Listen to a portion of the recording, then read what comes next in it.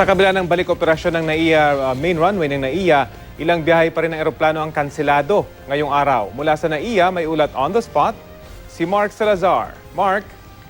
Rafi, para kahapon, maigigin na yung sitwasyon sa NAIA Terminal 3 bandang alas 11 kanina ay manipis na yung mga tao sa departure area. Matapos nga ito ng kalituhan kahapon dahil sa dami ng canceled at delayed flights ng pumpunhin ng main runway ng NAIA dahil sa uka nito. Sa kuha ng mga YouTubers kanina sa boarding area sa Terminal 3, makikita yung mga pasaherong agitated na, nabuburyong na. Hindi malinaw sa video kung saan papunta ang flight nila at kung ito ba'y na-cancel o na-delay, kaya sila ay nabuburyong na. Sa updated email statement ng Cebu Pacific kanina, Rafi, alas 6 ng umaga, sabi nila 20 flights nila ang nakansela kahapon dahil sa runway repair. Karamihan ay yung flights nila mula sa Manila papuntang Cebu at pabalik ng Maynila at ang kanilang biyahe ng Maynila papuntang Davao pabalik ng Maynila. At kagaya ng sabi mo, 4 na nga lamang ang nakansela kanina. Yung kanilang Cebu to Manila, yung Doha to Manila at Manila-Sydney pabalik ng Maynila. 5 flights nila kahapon ang na-divert sa Clark, Pampanga. Ayon sa Cebu Pacific, ang mga pasaherong apektado ay pwede naman daw magpa-rebook without penalty at magpa-refund. Rafi.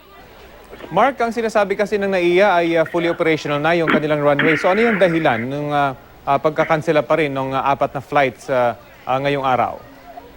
Marami kasing naipon, Rafi, ng mga pasahero pa rin kahapon dahil sa mga nakansela, dahil 20 flights all in all ang nakansela nila. At yung mga pasahero na iyon na nakansela at hindi nagpa-rebook sa ibang petsa at hindi nagpa-refund, sila yung mga inuna-munang ma-accommodate sa mga early flights kaninang umaga.